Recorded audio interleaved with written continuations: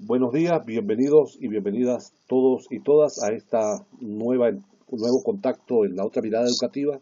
En esta oportunidad conversaremos desde Buenos Aires, Argentina, con Claudio Katz. Claudio es docente de la Universidad de Buenos Aires y con él conversaremos sobre la actual situación de crisis del capitalismo mundial. Claudio, 2008 es un punto de inflexión del capitalismo. ¿Qué ocurre, a tu juicio, en el 2008, 2007, 2008, 2009? Yo pienso que la crisis que se inició en el 2008-2009 forma parte de la etapa general neoliberal que comenzó hace 3 o 4 décadas y que es una etapa caracterizada por agresiones permanentes al nivel de vida de los trabajadores. Agresiones basadas en el deterioro del salario, en el aumento de la precarización, en el desplazamiento de la industria a Oriente para bajar el costo de la fuerza de trabajo, la ampliación del desempleo, el aumento de las desigualdades, el uso de las nuevas tecnologías para reducir salarios y una brecha de ingresos que se incrementa porque los ricos no tributan en los estados nacionales, sino que esconden sus fortunas en los paraísos fiscales. Es decir, la crisis del 2008-2009 se enmarca en un modelo de ataque permanente a las condiciones de vida de la población trabajadora y en un contexto de reorganización general del capitalismo, porque cae el salario, aumenta el desempleo, hay desigualdad, porque el capitalismo neoliberal funciona al servicio de empresas transnacionales que destruyen la cohesión nacional de muchas economías nacionales a través de un proceso de internacionalización de la producción, a través de la expansión de los tratados de libre comercio que consagran la supremacía de las empresas en los litigios con el Estado, y estas compañías ya no son solo petroleras, automotrices o siderúrgicas, sino que también ahora está Google, Facebook, Twitter, lo que se llaman los señores de las nubes, empresas que no generan ninguna democratización del espacio virtual, sino que manejan en forma concentrada las nuevas tecnologías. Y estas empresas actúan en sintonía con los bancos mundiales, que se desplazan de una actividad al otro en una actividad especulativa sin ningún control. Todas las promesas de regular las operaciones financieras, de moralizar la actividad de los bancos, de reducir las comisiones de las empresas quedaron en la nada. Por lo tanto, la crisis del 2008-2009 se enmarca en un modelo neoliberal que no solo genera sufrimientos populares, sino también crisis periódicas, cada 5 años, cada 10 años, cada 8 años, y la del 2008-2009 fue una de esas crisis que están siempre determinadas por el desequilibrio que genera el modelo neoliberal en 3 planos. En el plano de la reducción de los ingresos populares, que contrae la capacidad de compra, y al contraer la capacidad de compra genera crisis de demanda. En segundo lugar, en el aumento de la competencia entre empresas, que genera tasas de sobreinversión importantes. Y en tercer lugar, en la expansión de las burbujas financieras. Por lo tanto, la crisis del 2008-2009 fue una crisis de esta etapa que fue manejada por los estados mediante una expansión inédita del gasto público para socorrer a los bancos, y al cabo de 7 años, 6, 7 años, 8 años, pasado este socorro que hicieron los bancos, los estados a los bancos, reaparecen los mismos problemas. De nuevo tenemos mucha liquidez incentivando operaciones especulativas.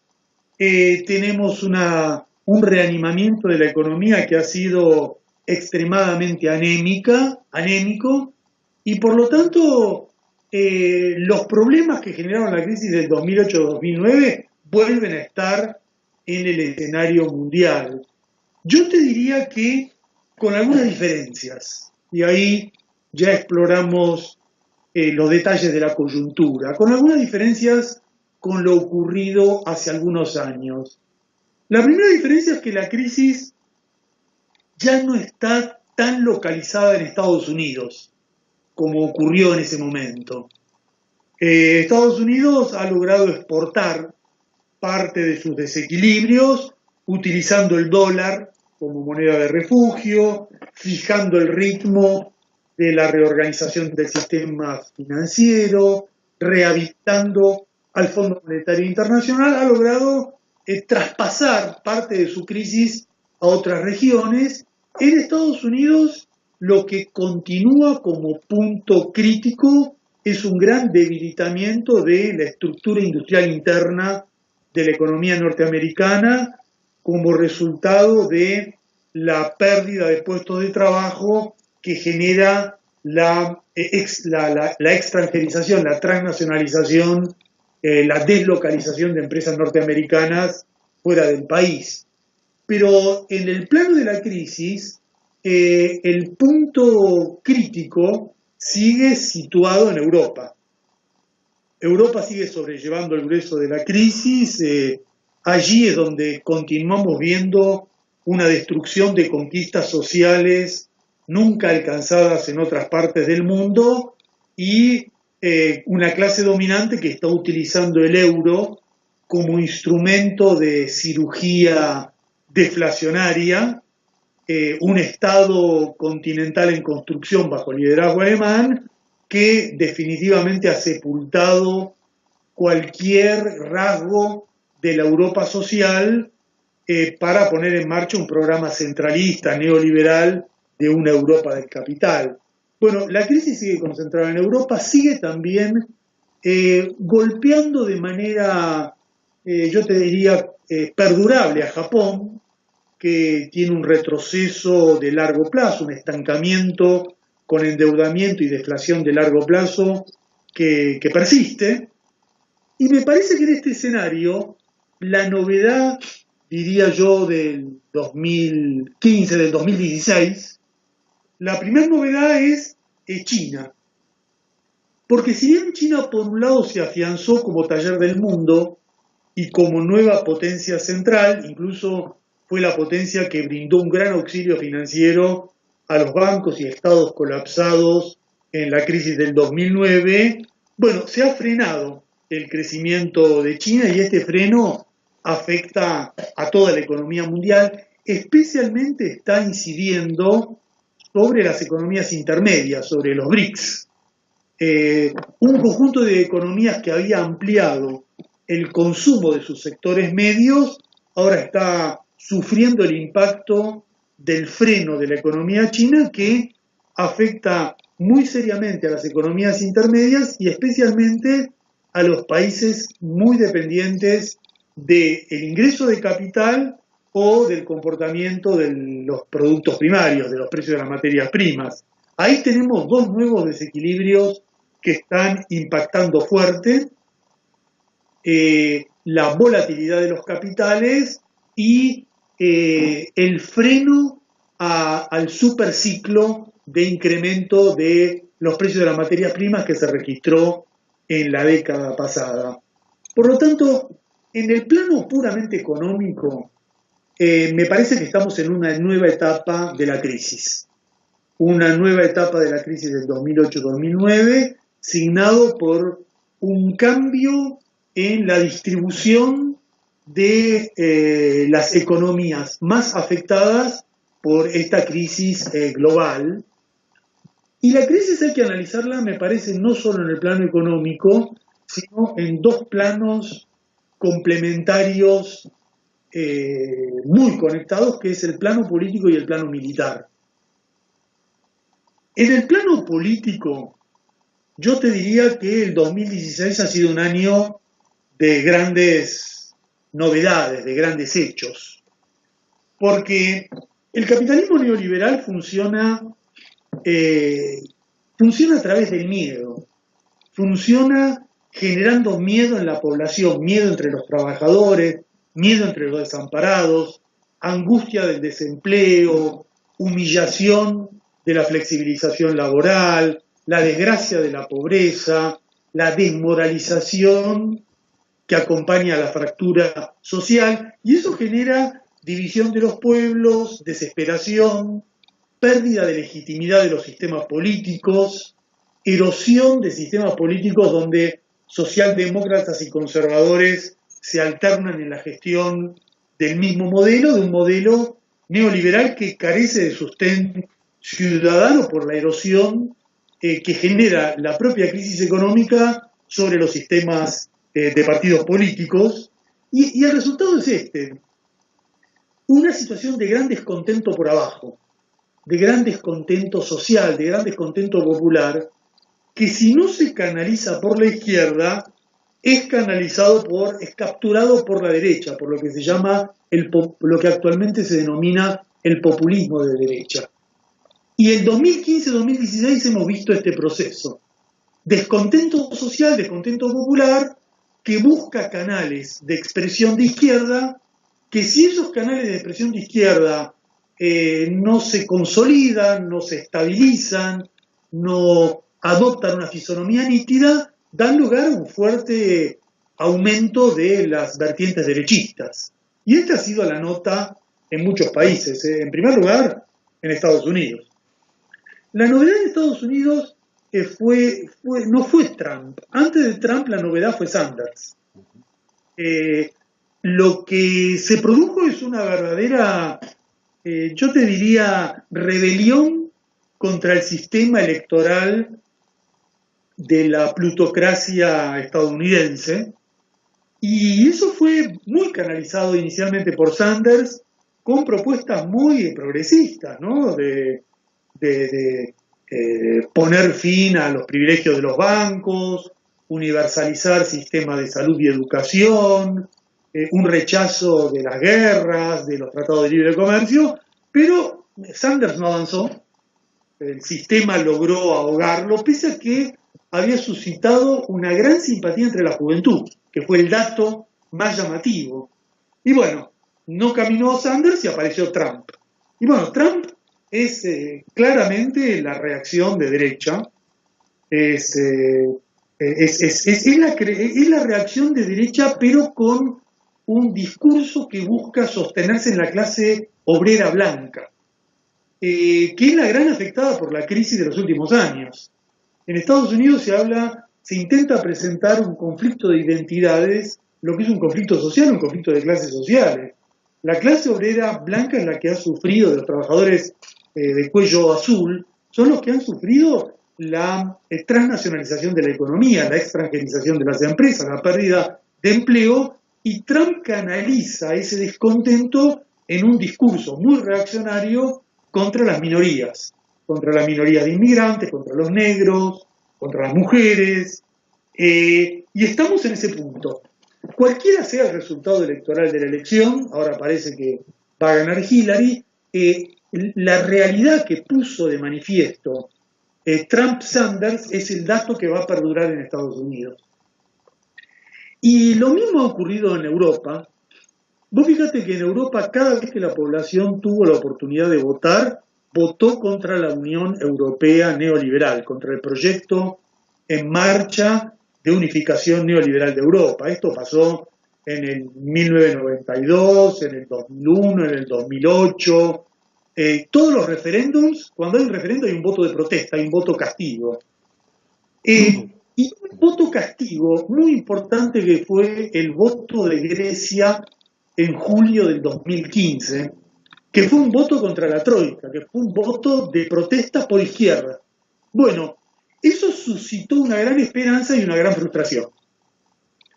Lo que ocurrió después de ese voto, la capitulación de Syriza, bueno, generó una cierta desilusión sobre la posibilidad de generar una alternativa de izquierda a escala de la Unión Europea. Y bueno, reapareció nuevamente el voto de derecha, lo que hemos visto este año con el Brexit. Probablemente el Brexit, lo que ocurrió en Inglaterra, sea el principal acto del 2016. Es el acontecimiento del 2016. En Inglaterra finalmente se plantearon dos alternativas regresivas: seguir soportando el ajuste mediante la ratificación de la permanencia en la Unión Europea, o la alternativa derechista de descargar el ajuste sobre las minorías y los inmigrantes. Y bueno, se terminó imponiendo el Brexit y ahora hay una crisis muy grave. Yo creo que la clase dominante británica no sabe lo que hacer. Está en una verdadera situación crítica, porque si avanza en el Brexit, tiene la posibilidad de que se le vayan los bancos, tiene la posibilidad de que Escocia decida por un referéndum volver a la Unión Europea, y si no avanza el Brexit, va a haber una crisis de gobernabilidad muy grande. Entonces ahora Gran Bretaña e Inglaterra ha quedado en el centro de esta crisis económica, social, europea, de larga data. Y lo mismo en otros países. En Francia hubo un gran movimiento este año de protesta contra una ley antiobrera, una ley de reforma laboral, pero no caminó. Y como no caminó, la derecha nuevamente vuelve a ganar terreno, atemorizando a la población con la amenaza yihadista, que es una realidad, el terrorismo de estos grupos fundamentalistas. Y el país que en Europa podía cambiar la correlación de fuerzas, que era España, donde se presentó una gran posibilidad, bueno, tampoco caminó, ¿no? Una gran posibilidad porque expresando el movimiento del 15M, la juventud que reaparece en el escenario político, bueno, una fuerte amenaza a la continuidad derechista, pero ha quedado nuevamente bloqueada. Yo creo que, viéndolo en perspectiva, lo que pasó en Grecia, la frustración del proyecto de Syriza en Grecia ha tenido un impacto acumulativo muy negativo, y bueno, la derecha conservadora tiene la iniciativa en Europa. Por lo tanto, tenemos una crisis económica, tenemos una crisis política, y el último elemento global es que tenemos una crisis militar. Yo diría una crisis en el plano de la acción imperialista, porque el capitalismo neoliberal sin legitimidad política se sostiene a escala global en la acción militar del imperialismo, en el imperialismo colectivo encabezado por Estados Unidos, que actúa como un sheriff mundial, como un garante del capitalismo. Y bajo la gestión Obama se ha incrementado en forma muy significativa la presencia de tropas y operaciones especiales que violan cualquier tipo de legalidad mundial. Estados Unidos actúa de manera descarada con el pretexto del terrorismo, asegurando la subordinación de Europa, especialmente de Francia, en políticas de agresión en todo el mundo. Y lo está realizando en los últimos 2 años con una intención geopolítica de limitar la presencia de sus dos grandes adversarios geopolíticos, que son China y Rusia. Y en el tablero geopolítico imperial mundial se están creando situaciones de amenazas muy grandes a procesos bélicos incontrolables. Lo vimos en Ucrania el año pasado y lo vemos en Siria este año. Se está subiendo la apuesta en esta jugada geopolítica militar que no sabemos qué consecuencias puede tener, pero que el efecto ya visible es la intensificación de guerras regionales muy sangrientas. Las viejas guerras interimperialistas del siglo XX han quedado muy sustituidas por guerras regionales de una gran intensidad que prácticamente demuelen un estado tras otro. Hay países, hay estados que han quedado extinguidos en estas guerras regionales, y el más golpeado es el mundo árabe. El mundo árabe sufre los efectos catastróficos de estas guerras regionales. Allí se vive una tragedia mayúscula. Yo te diría que lo que hemos visto en los últimos años en varios países es la demolición íntegra de estados a manos de operaciones imperialistas. Ha desaparecido el estado de Libia, de Irak, de Afganistán, ahora de Siria. En un lapso muy corto, 4 estados han desaparecido, han quedado extinguidos. Y todo en función de una política imperial que es una estrategia de caos controlado para demoler y dominar Medio Oriente y asegurarse el control del petróleo y el dominio geopolítico de una zona clave en la pulseada con China y con Rusia. Y esto se ha combinado en el mundo árabe con el aplastamiento de la primavera árabe. 5 años después de la primavera árabe, el panorama es desolador, y Siria es el ejemplo más reciente del hecho que ya no queda nada de una revuelta democrática. Es un país ocupado por un grupo de ejércitos que todo el tiempo cambian de bando y se disputan los territorios de lo que queda de Siria, ¿no? Y donde el yihadismo ha cumplido un papel muy importante, el yihadismo que aportó primero la carne de cañón para destruir los estados laicos del mundo árabe, después se independizó y ahora cumple una labor reaccionaria en forma autónoma. Y entonces en Medio Oriente estamos viendo el componente imperial de la crisis en acción, y no solo el componente imperial, el componente también subimperial. Porque en Medio Oriente los que están actuando en la crisis actual no solo es Estados Unidos y su pulseada con Rusia. Está Turquía, que juega varias puntas, cambiando todo el tiempo de aliados y adversarios, con la intención de apuntalar un proyecto hegemónico neo-otomano.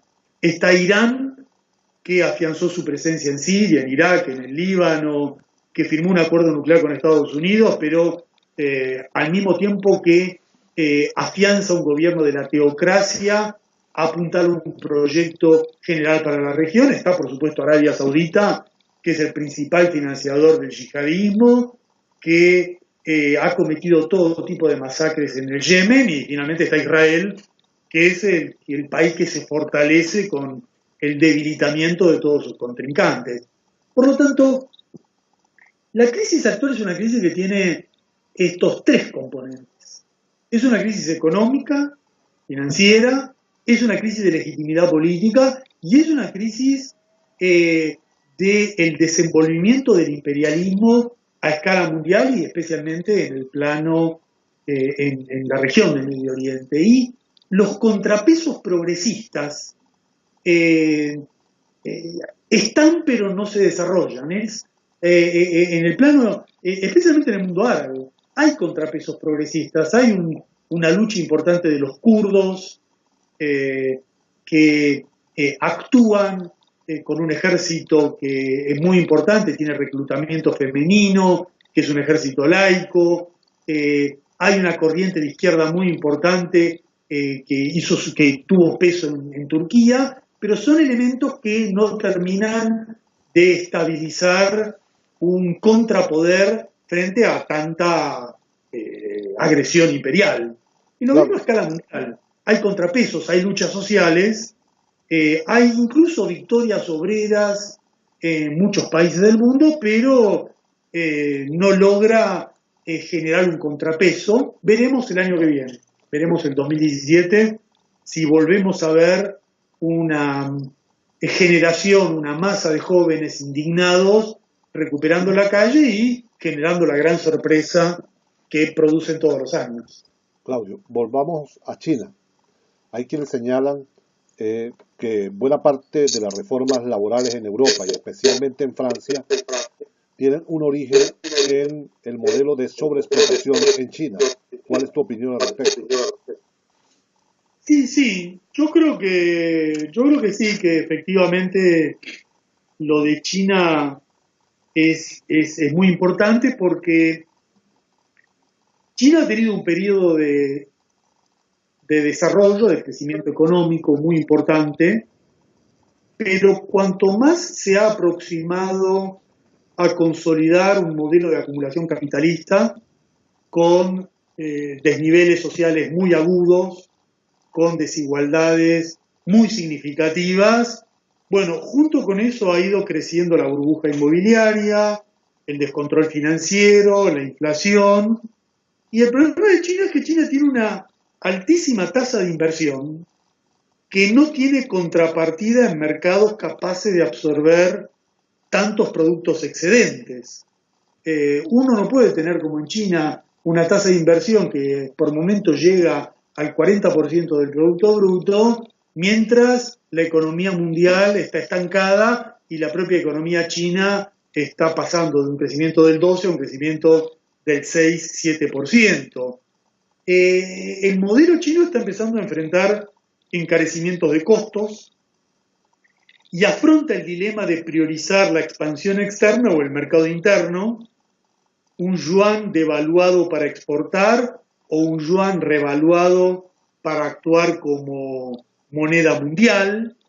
Entonces el parate de China es clave porque China se convirtió en el principal mercado para 44 países y el freno de China es un freno que impacta a escala global y yo te diría que impacta especialmente y en forma muy significativa a América Latina.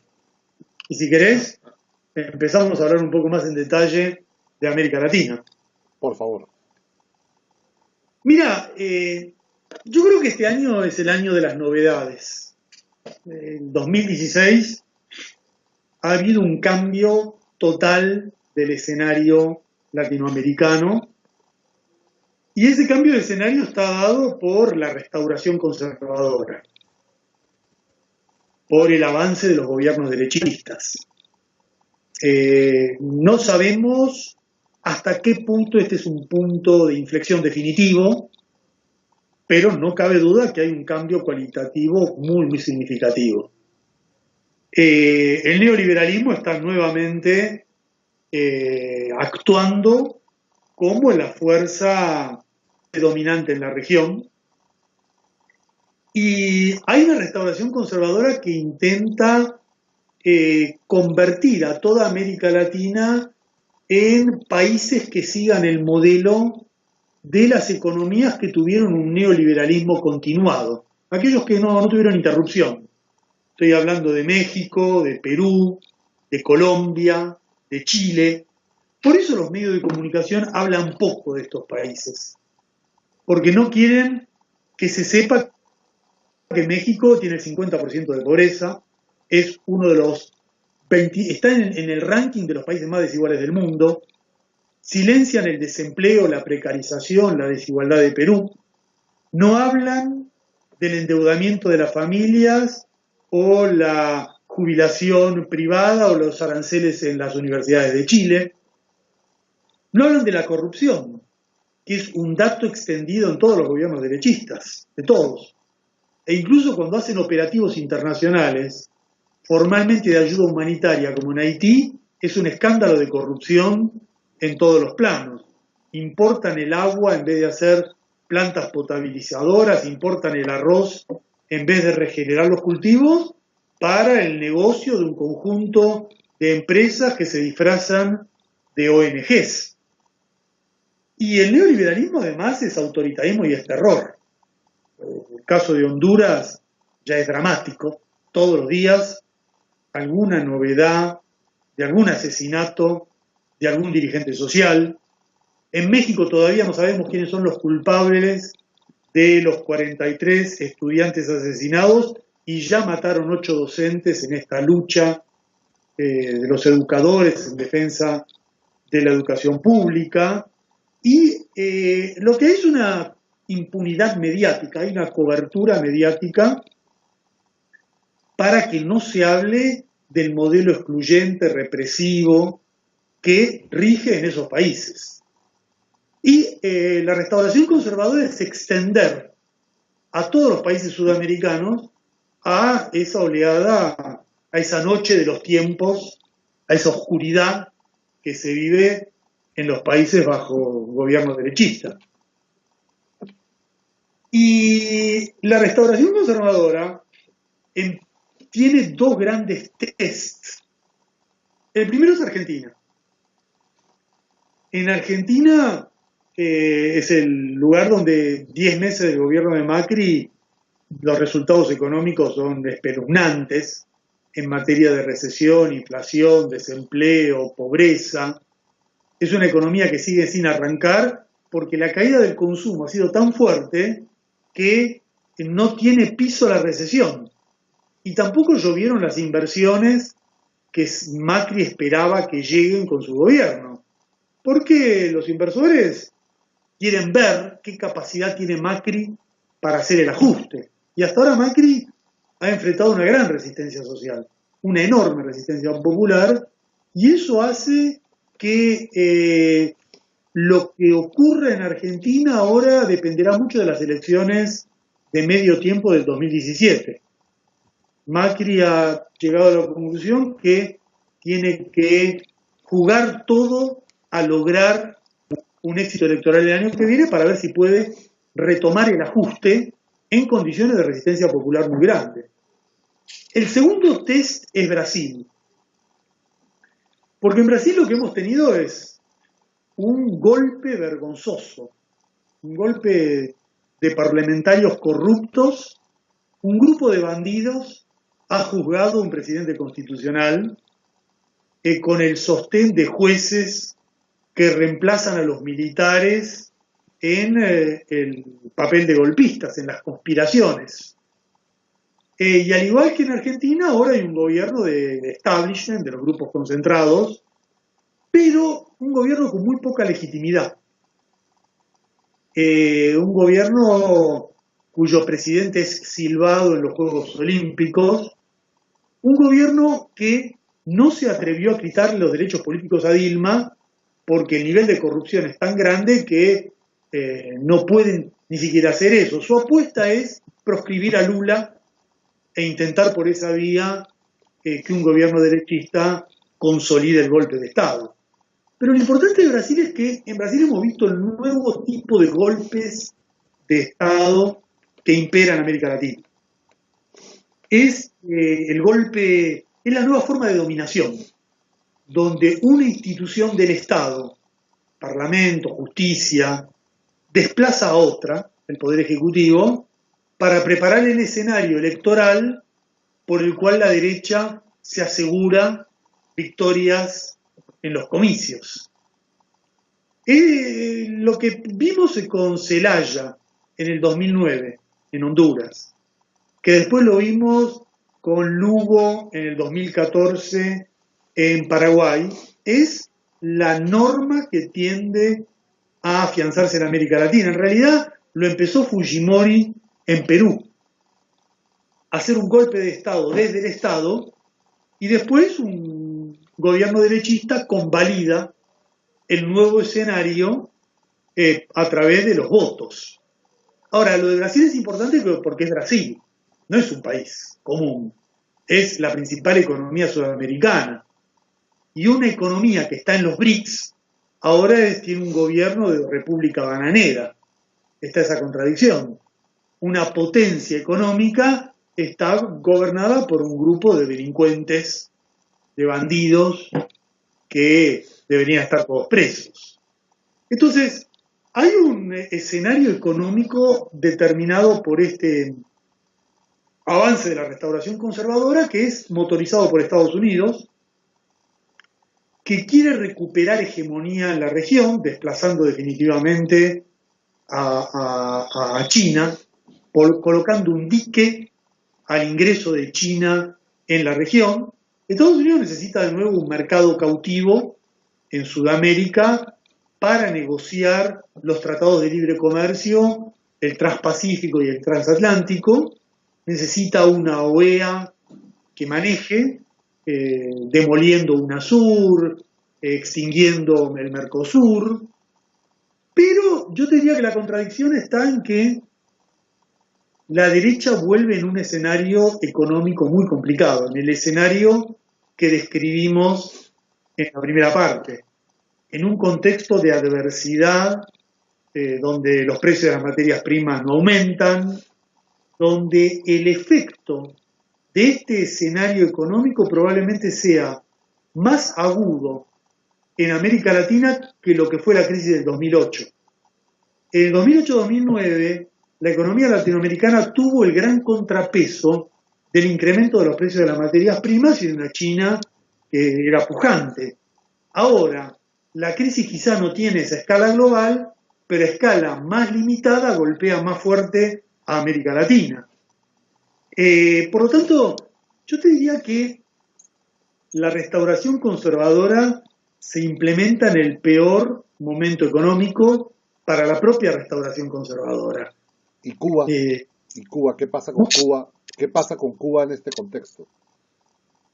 Mira, yo te diría que, si me perdonas un minutito, yo diría que Cuba hay que analizarla viendo primero lo que pasa con el bloque político de centro-izquierda y con el bloque de los gobiernos radicales. Porque Cuba es muy dependiente de qué es lo que va a suceder en Argentina, Brasil y en Venezuela. Si vemos un poco eso, terminamos con Cuba. ¿Te parece? Ajá, por favor. Yo creo que tenemos que ver qué es lo que va a ocurrir ahora en el plano económico y en el plano político, en general con lo que se llamó el ciclo progresista. Porque nosotros en la década pasada tuvimos en América del Sur lo que muchos denominaron el ciclo progresista, un ciclo económico y político que modificó las relaciones de fuerza de la región, donde hubo conquistas democráticas, reformas constitucionales, mejoras sociales. Yo creo que en la década pasada hubo un ciclo progresista, pero no hubo un periodo postliberal. Yo establecería esa diferencia. Me parece que hubo conquistas y mejoras, pero no tuvieron el alcance de dejar atrás el neoliberalismo. Porque postliberalismo significa que uno definitivamente dejó en la historia el neoliberalismo. Y lo que tuvimos en el ciclo progresista fueron mejoras, conquistas, pero una economía con muchos modelos, distintos tipos de modelos, pero que en ningún caso sepultaron el modelo neoliberal.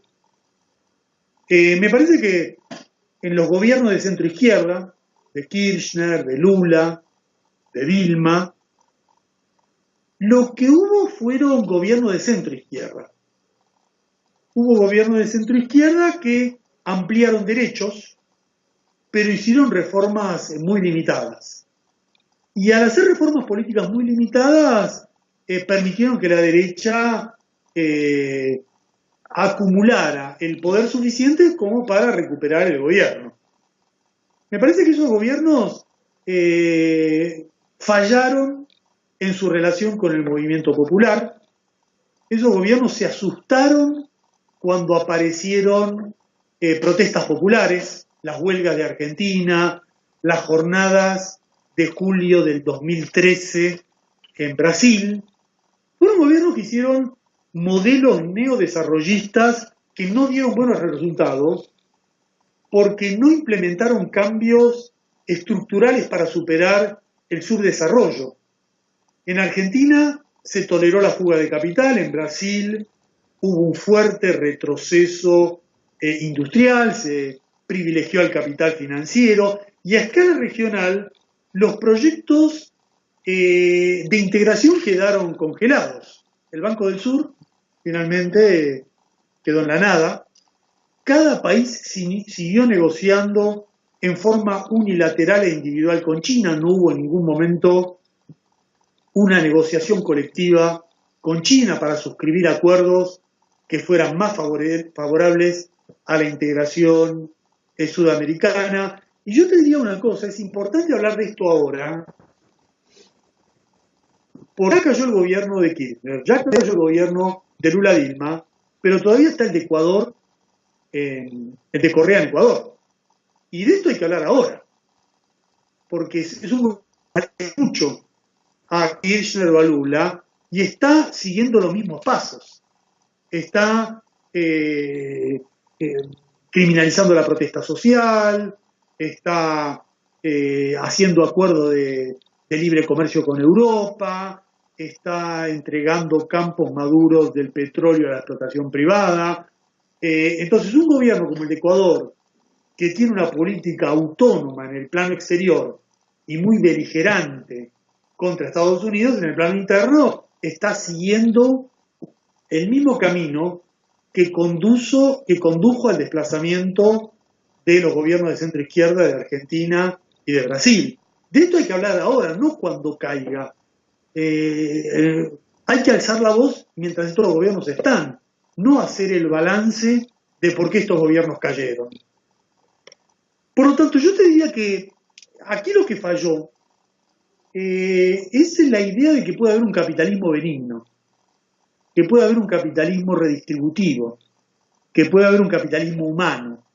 Estos modelos neodesarrollistas se basaban en la idea que el capitalismo es un sistema reformable, mejorable, y se olvidan que el capitalismo es capitalismo, es un sistema de ganancias, competencia, explotación, y si no hay proyectos socialistas para superar el capitalismo, la derecha termina recuperando el poder. Y ahí vamos a lo que vos me preguntás. Cuba, antes de Cuba, Venezuela y Bolivia. Yo creo que es importante diferenciar, especialmente el caso venezolano, del caso argentino o el caso brasileño. Yo pienso que es un gobierno, sigue siendo un gobierno radical, muy distinto a lo que fue Kirchner o lo que fue Dilma Rousseff. Me parece que el chavismo no es comparable al kirchnerismo. Mirá, yo creo que Estados Unidos no puede tolerar que la principal reserva petrolera del continente esté bajo su control. Y por lo tanto, eso explica la consistencia, la perdurabilidad de la intención golpista todo el tiempo, ¿no? Los medios de comunicación en América Latina martillean día y noche sobre Venezuela. Yo creo que se sabe más de Venezuela que de cualquier otro país de América Latina, por lo que malinforman los medios de comunicación. Es presentado como el diablo, es anunciado como la catástrofe, como lo peor que le puede ocurrir a cualquier ciudadano de Argentina, de Brasil, de México, del mundo. Hay una campaña terrible para demostrar que Venezuela es un infierno y que todo lo demás es un paraíso. Y la función es preparar un golpe. Yo creo que en Venezuela quieren hacer exactamente lo mismo que han hecho en Paraguay, que han hecho en Honduras y que han hecho en Brasil. Hacer algún tipo de golpe parlamentario, encontrar el mecanismo para erosionar el proceso. Y por lo tanto hay una situación muy compleja, muy difícil para resistir este avance de la derecha, ¿no? Creo que Bolivia también, aunque tiene sus dificultades, aunque no a esa escala. Recordemos que en Bolivia se perdió el plebiscito, que hubo un asesinato hace muy poco de un ministro, pero el nivel de tensión es menor, no está en juego un recurso como el petróleo venezolano, y por lo tanto es uno de los problemas claves que va a dirimir el futuro de la región. Igualmente, más allá de cómo termine lo de Venezuela, también tenemos que tener en cuenta, esto nos debe facilitar una reflexión sobre los límites del distribucionismo económico. En Venezuela hubo una importante redistribución de la renta petrolera, afectando privilegios de las clases dominantes, pero canalizado hacia programas asistenciales. Todas las iniciativas de industrialización no avanzaron. Y no avanzaron no solo por dificultades objetivas, no avanzaron porque el modelo que se utilizó permitiendo que los grupos, que la burguesía venezolana continuara dominando dos terrenos claves, como es la comercialización de los productos y el sistema financiero, colocan un límite muy, muy profundo a cualquier proceso transformador. Sin nacionalizar los bancos, sin manejar el comercio exterior, es muy difícil concebir un proceso de transformación social, popular, radical, también en Venezuela. Por lo tanto, estamos en un momento de cambio. La pregunta tuya, ¿qué ocurrirá en Cuba? Bueno, Cuba depende mucho de lo que suceda en Venezuela. Me parece que en Cuba, Cuba es un país al que hay que seguir viendo con atención, porque Cuba permite aprender algo que es poco conocido, que con un modelo económico no capitalista uno puede evitar el hambre, puede evitar la delincuencia generalizada, puede evitar la deserción escolar con recursos insignificantes. Te cité 3 casos: hambre, delincuencia generalizada y deserción escolar, que es el drama de países como Argentina, Brasil y México, que tienen recursos cuantiosos. Es decir, Cuba lo ha hecho soportando adversidades superiores a las que tiene Venezuela hoy, muy superiores. El periodo especial fue mucho más duro que lo que está soportando hoy Venezuela, y bueno, lograron sobrellevarlo, y ahora están intentando un modelo económico que necesariamente tiene que ampliar el mercado, pero que están buscando la forma que esa ampliación del mercado no implique desigualdades sociales inmanejables, que no sea el modelo chino. Y esa búsqueda de un modelo cubano que no sea chino, me parece que la gran apuesta a la renovación del socialismo en Cuba, y esa renovación del socialismo en Cuba es el proyecto que tiene también, incorpora una idea, un camino de socialismo para toda la región. Y el socialismo es, con esto concluyo, el socialismo es el camino para América Latina. Nosotros tenemos que valorar lo que hemos estado discutiendo en esta década de modelos de socialismo en Venezuela, en Bolivia, en Cuba, en el ALBA, que, bueno, son un elemento para el proyecto nuestro, el proyecto de socialismo en nuestra región, el proyecto que recupere el marxismo latinoamericano, la teoría marxista de la dependencia, que son nuestros pilares teóricos para ensayar un proyecto de liberación en nuestra región. Tenemos entonces esperanza en América Latina. Sí, yo creo que sí. Estamos en un momento muy duro, estamos en un momento donde seguramente en Venezuela se juega el futuro de la región, pero apareciendo también nuevos sujetos y nuevos contendientes. Yo creo que la pregunta clave que nos hacemos mucho, ¿no? Si la restauración conservadora en marcha finalmente triunfará o no, yo creo que está todo abierto. Todo dependerá de la resistencia popular.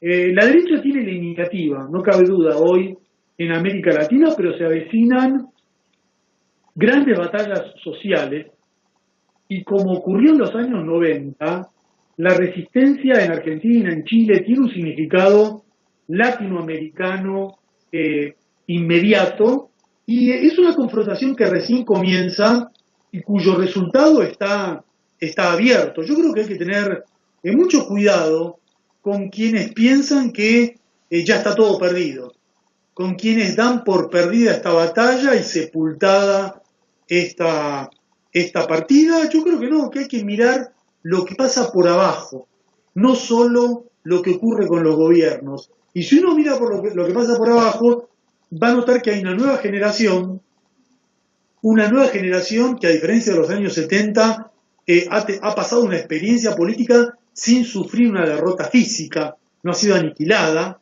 y esa nueva generación está ajustando los tiempos de la lucha y los tiempos de su maduración. Así que no me cabe duda que tenemos esperanza, tenemos confianza y grandes expectativas en lo que la nueva generación nos va a deparar para los latinoamericanos. Desde la otra mirada conversamos hoy con Claudio Katz, desde Buenos Aires. Gracias, Claudio. Un gusto.